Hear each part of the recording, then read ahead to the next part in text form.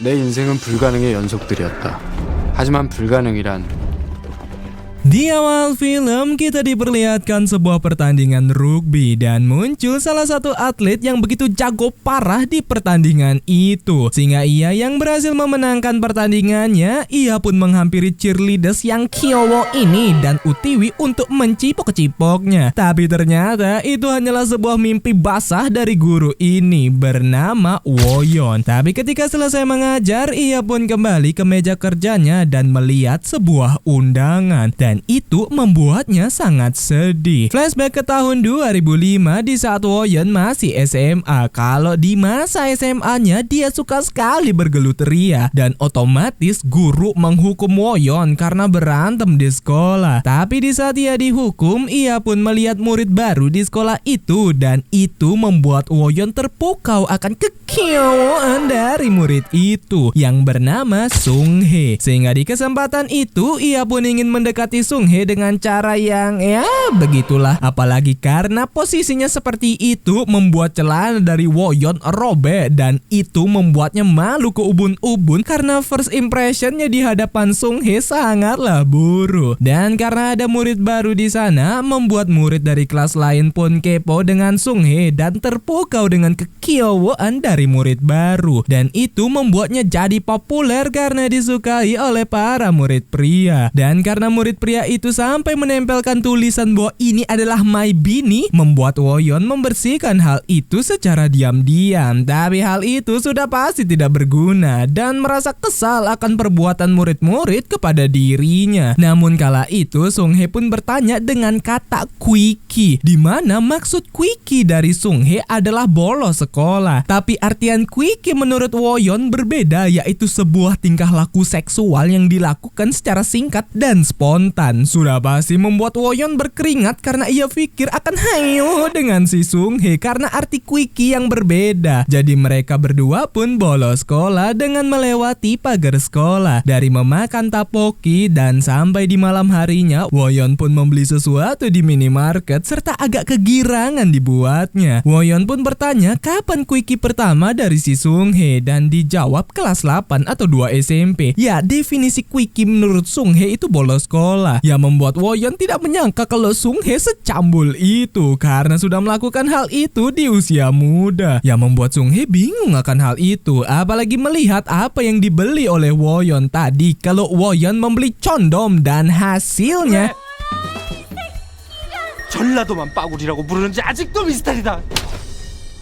ya, sudah pasti kena bogem karena mesum anjing. Serta menertawakan Woyon yang bisa-bisanya berpikir ke arah sana. Seketika Woyon pun trauma akan pukulan dari Sunghae. Apalagi Sunghae menggoda-goda si Woyon berupa si quickie itu, yang membuat temannya terkejut akan quickie itu. Namun karena murid lain ingin memberikan boneka untuk si Sunghae, membuat Sunghae pun malas. Tapi ketika ia pergi, ia dibuat terkejut karena Woyon lagi bergelut dan ia pun bodoh amat serta langsung lanjut untuk bolos. Tapi karena ia nekat untuk menggunakan kursi saja, hal itu membuat Sunghae akan terjatuh dan untungnya ia diselamatkan oleh Woyon dan mereka pun kembali bolos dengan makan tapoki. Sunghae pun mempertanyakan Woyon yang suka bergelut dan tidak habis pikir akan hal itu. Tapi karena Woyon memberitahu kalau si murid ingin mencari si Sunghae, Woyon akan membantu jika Sunghae memberitahu bahwa ia berpacaran dengannya. Maka murid itu tidak akan mengganggu Sunghae lagi. Sudah pasti Sunghae kurang setuju akan hal itu. Tapi tiba-tiba muncul murid yang naksir dengan si Sunghae, yang membuat Woyon akan berhenti bergelut jika Sunghae mau untuk berpura-pura berpacaran dengannya. Alhasil di saat murid itu menghampiri mereka bahkan ingin menghajar Woyon, Sunghae pun langsung memberitahu kalau mereka berdua berpacaran, jadi si murid jangan mengganggunya lagi. Hingga keesokan harinya Woyon pun langsung duduk di dekat Sunghae. Tapi tiba-tiba murid itu melempar susu ke arah Woyon dan tumpahan susu itu menyimprat ke wajah Sunghae, yang membuat Woyon dengan santainya membersihkan susu di wajah Sunghae dan tidak memperdulikan perbuatan dari murid yang iri itu. Dan itu membuat Sunghae agak luluh dengan sikap dari Woyon. Dan di saat mereka bolos dengan kondisi hujan, ternyata kedai tapoki langganan mereka sedang libur, sehingga mereka yang berteduh di minimarket, Woyon pun mempertanyakan apa beberapa jurusan kuliah yang ingin diambil oleh Sung Hye nanti. Dan Sung Hye memberitahu desain karena ia suka menggambar. Tapi ketika ditanya balik untuk Woyon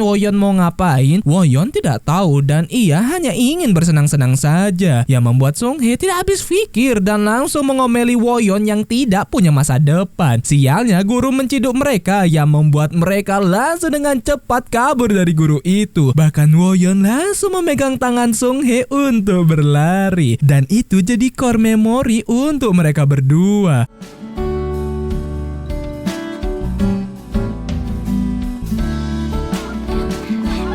Dan untungnya mereka selamat. Dan karena baju Sung Hye basah karena hujan-hujanan tadi, Sung Hye pun mampir ke rumah Woyon untuk mencuci bajunya. Dan kala itu Sung Hye melihat-lihat tempat dari si Woyon. Dan di sana ia melihat ada majalah dewasa milik si Woyon dan bingung karena kenapa para pria menyukai hal itu. Sempat Woyon mengelak kalau ia tidak punya kok barang-barang seperti itu, padahal sudah dipegang oleh Sung Hye, yang membuat Woyon benar-benar malu akan hal itu. Tapi Sung Hye kepo, sejak kapan sih pria itu comli? Dan Woyon malah menjawab jam 11 malam. Yang padahal maksud dari Sung Hye itu dari umur berapa, bukan kapan rutinitas itu dilakukan. Dan bagi kalian yang nonton, jam berapa kalian?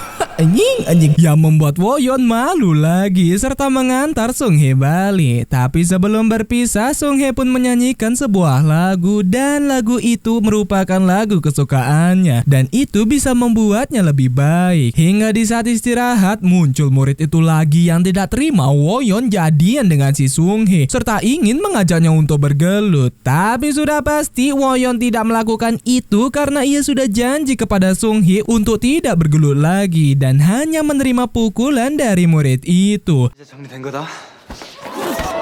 팀장이라고 그럼 찾잖아. 이제 그만하자.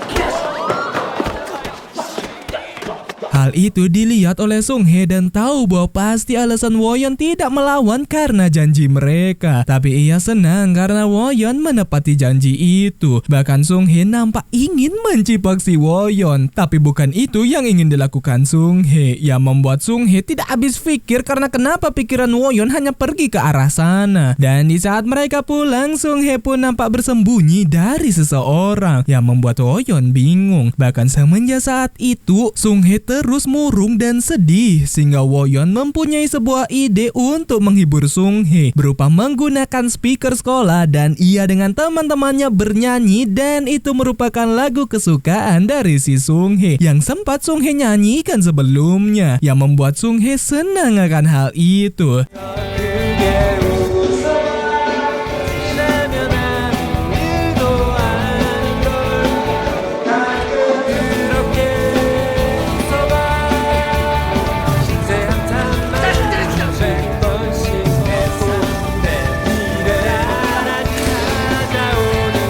Jadi hubungan mereka berdua pun semakin dekat dan semakin dekat. Alhasil di saat mereka pergi ke pantai, Woyon pun memberikan musik player untuk si Sung Hye yang membuat Sung Hye senang dan karena Woyon sudah memberikan hal itu, ia pun akan memberikan sesuatu dan menggambarnya di tangan dari Woyon. Kalau ia menggambar sepasang kekasih yang lagi bercipokan, yang membuat Woyon merasa kalau itu adalah sebuah kode-kode dan benar saja itu adalah kode. Jadi mereka pun bercipok-cipokan. Wow.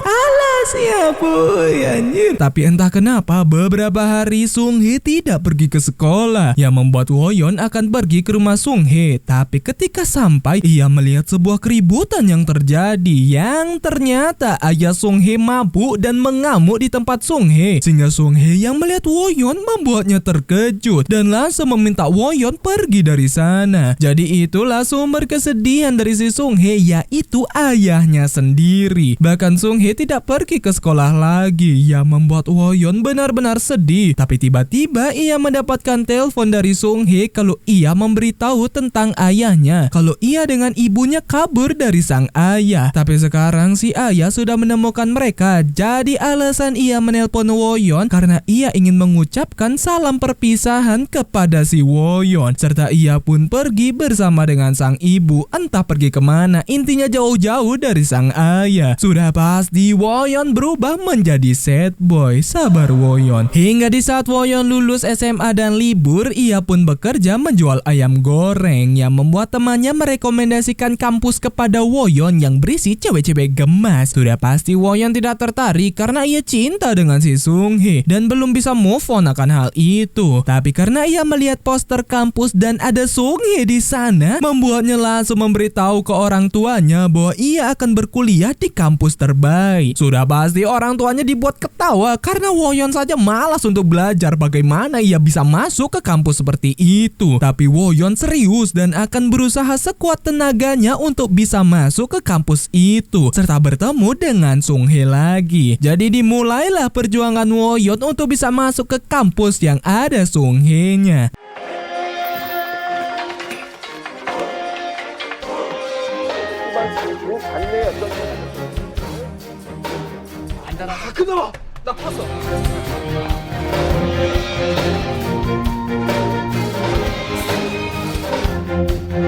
Dan hasilnya, ya usaha tidak akan mengkhianati hasil karena ia berhasil masuk ke kampus itu. Dan karena Sung-hye suka dengan tapoki, ia pun akan mencarinya di kedai yang jual tapoki. Tapi sayangnya kedai tapoki banyak di sana sehingga di kepasrahannya ia pun melihat kalau Sung-hye ada di sana. Jadi Woyon pun langsung memanggilnya dan Sung-hye yang melihat Woyon membuatnya senang dan langsung berlari ke arah Woyon serta memeluknya. Tapi itu mimpi basah lagi dari si Woyon. Padahal Sung-hye terkejut karena Woyon ada di sana. Jadinya ia pun membantu Sung-hye dengan barang bawaannya sembari Sung-hye memasang brosur karena ia membuka kursus. Selesai itu Woyon pun tinggal di sebuah kos dengan teman barunya. Tapi di saat makan bersama datang Sung-hye yang ingin memberitahu sesuatu kalau ia sudah punya pacar. Ia memberitahu hal itu agar mereka tidak canggung lagi. Sudah pasti membuat Woyon nyesek senyesek-nyeseknya karena ia sudah berjuang sekuat tenaganya sampai bisa masuk ke kampus itu hanya demi Sung-hye seorang. Tapi sekarang Sung-hye sudah punya pacar dan pacar dari Sung-hye merupakan atlet rugby di kampus. Jadi Woyon yang tidak mau kalah dari pacar Sung-hye, ia pun ikut ke klub rugby. Tapi ya itu akan menyesekkan baginya karena Sung-hye hanya datang dan memberikan perhatian ke pacarnya saja. Teman Sung-hye pun mempertanyakan Woyon yang tampan menurutnya, yang membuat Sung-hye ingin mengenalkan temannya kepada si Woyon. Tapi sudah pasti Woyon tidak mau, serta mereka teralihkan untuk membantu lansia yang lagi memindahkan barang. Tapi di malam harinya tiba-tiba polisi datang untuk membawa Sung-hye dan Woyon ke kantor polisi, yang membuat mereka merasa kalau itu bisa terjadi akibat mereka membajak film Cum Cum Mushroom. Kalau ternyata alasan mereka ditangkap karena Sung-hye dan Woyon membantu seorang perampok. Ya, lansia itu merupakan seorang perampok. Jadi karena di rekaman CCTV ada si Sung-hye dan Woyon, jadinya mereka pun ditahan. Dan karena mereka mengira penangkapan mereka akibat membajak film Cum Cum Mushroom, membuat Sung-hye emosi ke Woyon dan langsung menghajarnya. Alhasil mereka berdua pun ditahan. Tapi mereka dibuat ngakak karena teringat dengan masa SMA mereka. Alhasil di kesempatan itu ia pun bertanya apa yang membuat Sung-hye jatuh cinta dengan pacarnya. Dan Sung-hye memberitahu kalau ia suka dengan si pacar dalam 3 detik saja, yaitu waktu pertama kali ia ke kampus, ia tidak sengaja terjatuh dan si pacarlah yang membantu si Sung-hye, yang membuat Sung-hye langsung terpesona dengan ketampanan dari si pacar. Itu membuat Woyon makin kesal, apalagi di saat Sung-hye dan pacarnya lagi ngobrol di kos berduaan saja, membuat Woyon protes kepada si ibu kos. Padahal si ibu kos lagi enak-enaknya hayu dengan seseorang. Seketika membuat ibu kos emosi kepada Woyon karena mengganggu momen sangninya. Dan keributan itu dilihat oleh Sung-hye dengan pacarnya, yang membuat Woyon sudah pasti tidak punya semangat lagi karena orang yang ia cintai satu-satunya sudah dengan yang lain. Apalagi ketika ia kembali, ia pun melihat pacar Sung-hye memberikan hadiah berupa kalung ke Sung-hye. Itu membuat Woyon makin tercabit-cabit hatinya dan meluapkan kecemburuannya dengan cara memecahkan kaca mobil dari si pacar serta kembali menjadi sad boy. Sampai di tahun 2007, Sung Hye yang melihat Woyon rebahan dan menghampirinya, Woyon pun malas untuk mengganggapi Sung Hye. Tapi Sung Hye ingin melakukan sesuatu. Kalau Sung Hye pun merombak ke meja dari si Woyon. Apalagi ketika Woyon ke perpus, ternyata pacar Sung Hye berselingkuh darinya karena aslinya si pacar fuckboy. Sudah pasti Woyon yang tidak terima karena pacar Sung Hye memainkan perasaan Sung Hye seperti itu, langsung membuktikan dengan memenangkan pertandingan rugby. Namun di saat istirahat, ia pun mendengar pembicaraan dari si pacar kalau ia tidak ingin memenangkan pertandingan itu karena ia sempat bertaruh dengan si Sung Hye. Kalau ia memenangkan pertandingan itu, maka ia akan membawa Sung Hye ke luar negeri. Yang membuat Woyon langsung menarik Sung Hye dan kesal akan perginya Sung Hye dengan sang pacar. Apalagi pacar dari Sung Hye berselingkuh. Tapi sudah pasti Sung Hye tidak percaya dan merasa kecewa kepada Woyon yang berkata seperti itu. Seketika Woyon yang nyesel dengan perkataan Sung Hye tadi karena Sung Hye tidak mempercayai perkataannya. Mereka pun dengan sengaja mengalah di pertandingan itu. Tapi karena ia melihat kesedihan dari Sung Hye karena berarti pacarnya tidak jadi membawanya ke luar negeri, membuat Woyon pun langsung berusaha memenangkan pertandingan itu agar Sung Hye senang.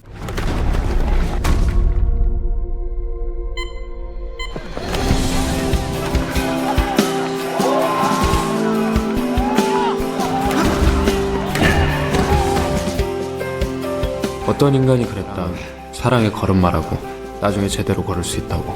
다 개소리. Jadi mereka pun menang berkat si Woyon. Tapi Woyon langsung mengajar pacar Sung Hye karena telah memainkan perasaan dari Sung Hye. Bahkan semenjak kejadian itu, Woyon jadi bersikap dingin kepada Sung Hye. Masuk ke tahun 2012, kalau Woyon sudah lulus serta ia punya pacar yang nampak begitu mencintai Woyon. Sembari ia menunggu kerjaannya, ia pun menjadi personal trainer di tempat gym. Namun di saat ia membagikan brosur gym, ia pun dikejutkan dengan Sung Hye yang lewat. Sudah pasti membuat Woyon terkejut dan mengikuti kemana Sung Hye pergi. Sung Hye terlihat sedang melakukan sesi foto yang membuat Sung Hye terkejut dengan kehadiran Woyon di sana. Alhasil mereka pun berbincang setelah lamanya tidak bertemu. Kalau Sung Hye sekarang bekerja jadi freelance di TV dan Sung Hye menyadari kalau Woyon sudah punya pacar karena menggunakan cincin dan diiyakan oleh Woyon dan bertanya kalau Sung Hye masih pacaran. Sung Hye sudah lama jomblo. Tapi kala itu Sung Hye dibuat bingung karena ia meminta bantuan ke temannya, tapi temannya tidak bisa membantunya sekarang. Yang membuat Woyon menawarkan dirinya kalau ia bisa membantu Sung Hye. Alhasil ia pun melihat pekerjaan dari Sung Hye dan itu berkaitan dengan syuting dan TV. Entah pekerjaannya ngapain, intinya ia selalu disorot ke kamera, bisa jadi presenter atau model iklan. Entahlah, tapi sutradara nampak tidak senang dengan kinerja dari Sung Hye yang membuat Woyon agak prihatin akan hal itu. Dan ketika mereka kembali, Woyon pun memberikan Sung Hye sesuatu dan bertanya apakah Sung Hye buang-buang waktu karena ia ingat mimpi Sung Hye menjadi seorang desainer, yang membuat Sung Hye teringat dengan mimpi lamanya dan mulai mencari loker tentang menjadi seorang desainer. Tapi di saat ia melihat gambar desainnya, terdapat sebuah gambar sepasang kekasih yang sedang bercipokan dan itu mengingatkannya dengan Woyon karena momennya lagi di pantai. Alhasil di saat Woyon mengantar Sung Hye lagi ke kerjaannya yang lain, pacar Woyon yang mengajak Woyon nonton membuat Woyon panik dan menyembunyikan hal itu dari Sung Hye. Tapi kala itu Sung Hye bertanya kenapa Woyon tidak menghubunginya selama wajib militer. Woyon beralasan ia tidak punya waktu dan sibuk. Padahal di 5 tahun yang lalu ia yang menjadi sad boy mendapatkan telepon dari Sung Hye yang bertanya akan wajib militer dari Woyon dan ia ingin mengantar Woyon ke wajib militernya. Jadi mereka pun bertemu kembali setelah rasa canggung mereka sebelumnya. Alasan ia mau mengantar Woyon karena perkataan Woyon benar akan pacarnya karena sudah ketahuan selingkuh. Jadi mereka pun menghabiskan waktu bersama dan minum-minum. Namun karena kebanyakan minum membuat Woyon pun mabuk berat dan ketika ia terbangun, ia sudah terbangun dengan keadaan naked. toilet. Sehingga ia yang bertanya kepada pemilik penginapan di mana si Sung Hye. Ternyata di saat Woyon mabuk berat kala itu, Sung Hye dibuat khawatir karena Woyon tidak kunjung keluar dari toilet. Alhasil ketika pemilik penginapan membuka pintu toiletnya, ternyata Woyon sudah berak kemana-mana dan pingsan. Apalagi Sung Hye sudah pergi dari sana, yang membuat Woyon benar-benar sangat malu. Apalagi Sung Hye lah yang membersihkan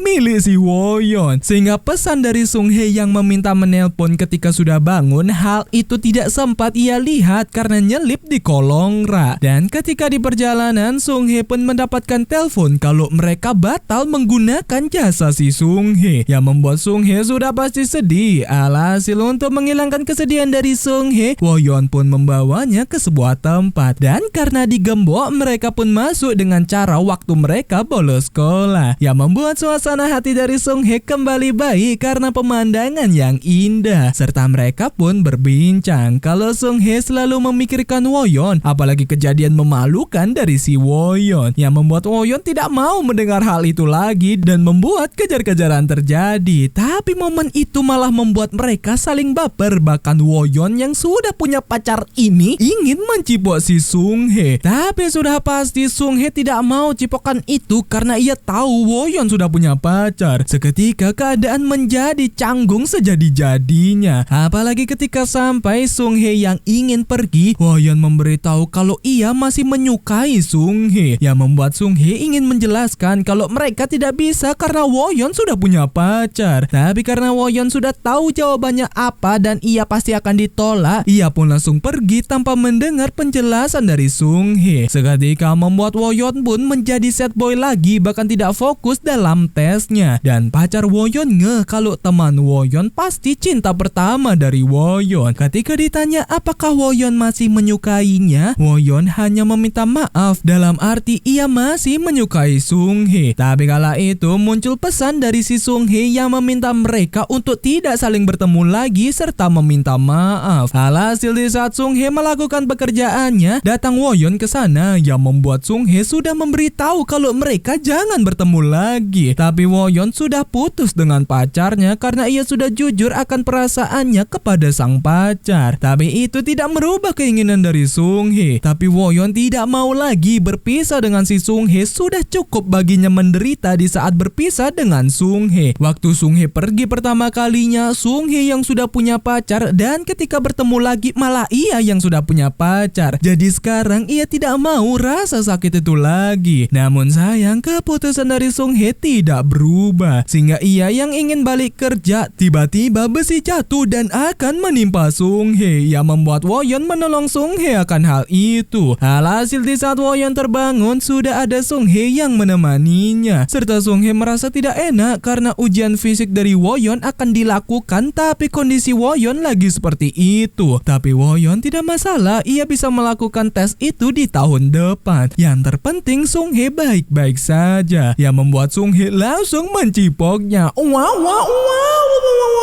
Dan pok cipoknya semakin brutal bejir. Wow. Alah siap boy, pengen dong anjing. Jadi ya, mereka pun resmi pacaran setelah sekian lamanya bertemu dan berpisah, dan sudah pasti itu menjadi hubungan yang sangat membahagiakan bagi mereka berdua. Sung Hye bisa mengejar mimpinya dengan support penuh dari sang pacar. Intinya mereka melewati semua tahun-tahun penuh dengan kebahagiaan. 왔어. 볼게.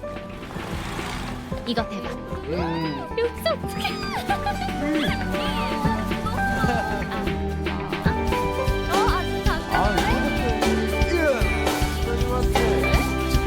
Tapi ternyata Woyon mengalami masalah yang sangat serius karena kecelakaan yang menimpanya membuatnya jadi sulit untuk mendapatkan pekerjaan yang ia inginkan. Ia sudah berjuang untuk melamar di berbagai tempat, tapi hasilnya sama. Woyon selalu ditolak akibat cedera yang terjadi pada dirinya. Jadi akibat stres itu membuat dirinya tidak terkendali dan malah menjelek-jelekkan temannya sendiri, yang membuat Sung Hye bingung karena apa yang terjadi kepada Woyon. Woyon, serta ia langsung memeluk Woyon sembari menangis karena ia merasa bersalah telah membuat Woyon jadi sulit mendapatkan kerja akibat kecelakaan waktu menolongnya. Tapi sudah pasti Woyon menenangkan Sung-hye karena ia pasti bisa mendapatkan pekerjaan. Hingga di saat mereka jalan-jalan di sebuah kuil, Sung-hye pun memberitahu kalau perusahaannya ingin mengirim Sung-hye ke Belgia dan mungkin sekitar 2-3 tahun di sana. Yang membuat Woyon memberitahu Sung-hye untuk menerima hal itu saja dan ia tidak bisa berbuat apa-apa dan itu bagus untuk si Sung-hye. Yang membuat Sung-hye terkejut karena Woyon tidak khawatir akan ke LDR-an mereka nanti dan setidaknya membujuk dirinya untuk tidak pergi. Dan cedera dari Woyon benar-benar menyusahkan dirinya, bahkan untuk olahraga saja badannya langsung sakit. Namun di saat ayah dari Sung-hye berpulang, Woyon pun ada di samping Sung-hye untuk menguatkannya. Tapi di saat ia keluar dan berbincang dengan temannya, ia pun bertanya apa yang terjadi jika ia tidak pernah bertemu dengan Sung-hye. Pasti ia tidak akan kecelakaan dan sudah dapat kerja sekarang. Temannya menyemangati Woyon kalau pasti Woyon dapat pekerjaan. Woyon sudah berkali-kali melamar kerja tapi hasilnya sama, selalu dicedera itu yang menghambatnya. Tapi di saat Sung-hye keluar, Woyon malah berkata dirinya mungkin menyesal telah bertemu dengan Sung-hye. Sudah pasti membuat Sung-hye benar-benar nyesek mendengar kalau Woyon nyesel telah kenal dengannya. Sempat Woyon menenangkan Sung-hye kalau pikirannya lagi kacau, tapi karena Sung-hye sudah terlanjur nyesek, apalagi Woyon mengatakan hal itu pasti dari hatinya, ia tidak meminta Woyon mendekatinya. Woyon terluka dan berkencan karena pilihan dari Woyon sendiri. Kenapa ia yang disalahkan atas pilihan dari Woyon itu sendiri? Dan itu membuat dirinya teringat dengan sang ayah. Alasan dia begitu kesal kepada ayahnya karena ayahnya selalu menyalahkan sang ibu jika hidupnya tidak sesuai dengan apa yang diinginkan. Ayahnya berkata ibunya lah yang telah mengacaukan hidupnya. Jadi karena ia tidak mau nasibnya akan mirip dengan sang ibu, ia pun mengakhiri hubungan mereka. Serta benar-benar sedih karena orang yang ia sangat cintai dan percaya bahwa Woyon akan menjadi sumber kebahagiaannya bisa-bisanya berkata menyesal mengenalnya. Woyon yang hilaf dengan perkataannya ingin membujuk si Sung-hye bahwa ia tidak akan melakukan hal itu lagi dan meyakinkan Sung-hye bahwa ia pasti bisa mendapatkan pekerjaan. Tapi keputusan dari Sung-hye sudah bulat dan ia akan pergi ke Belgia. Woyon memohon kepada si Sung-hye untuk tidak memutuskan hubungan mereka. Tapi Sung-hye tidak bisa karena sudah terlalu ultimate sekali perkataan dari Woyon. Jadi begitulah akhir kisah cinta dari Woyon karena kesalahan dia sendiri. Memang blok anjing, kenapa gitu harus dia ngomong begitu? Padahal itu kan itu yang Anda harapkan kan, hubungan itu kan. Kenapa Anda bisa menyalahkan, bahkan ngomong menyesal itu dah.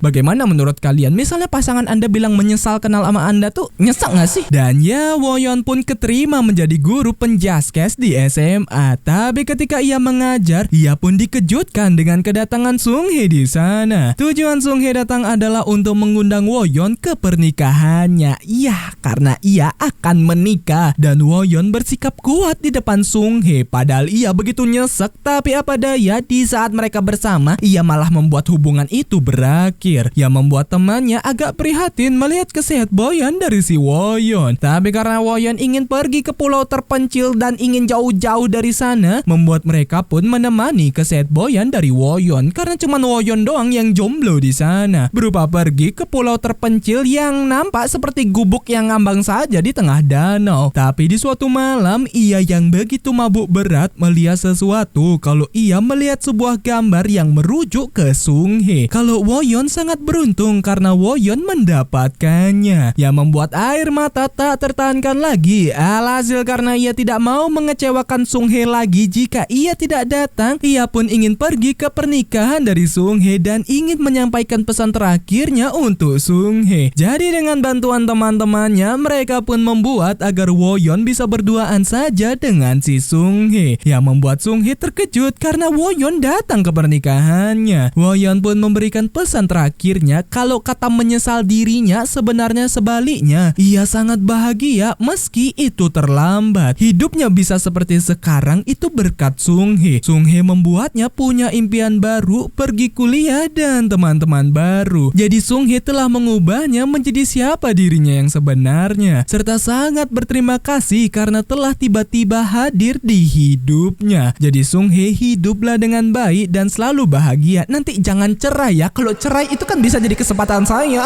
Yang membuat Sunghae juga memberikan pesan terakhirnya kepada si Woyeon kalau ia mengucapkan terima kasih ke Woyeon karena di masa ia sedih, kesulitan dan bingung dengan arah hidupnya, Woyeon selalu ada di sampingnya. Jadi mereka pun berjabat tangan sebagai sebatas teman saja. Tapi kalau nanti sudah cerai mungkin bisa beda cerita. Jadi pernikahan dari Sunghae pun dimulai dan Woyeon memberikan senyuman kepada Sunghae sembari teringat kenangan mereka berdua baik dari SMA, kuliah, pacaran dan berpisah.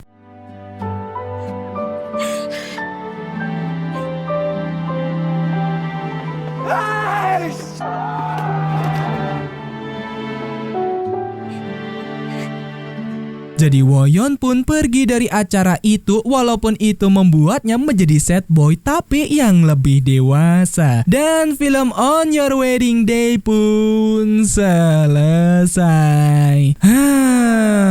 Karena satu kata mengakhiri kebahagiaan yang sudah dinanti-nanti. Jadi pelajaran yang bisa diambil, janganlah kalian menyalahkan pasangan kalian jika itu pilihan kalian sendiri. Intinya jangan pernah menyalahkan sesuatu yang bukan atas kendali kita, karena nanti kalian akan bernasib seperti Woyeon ditinggal nikah dengan yang lain. Is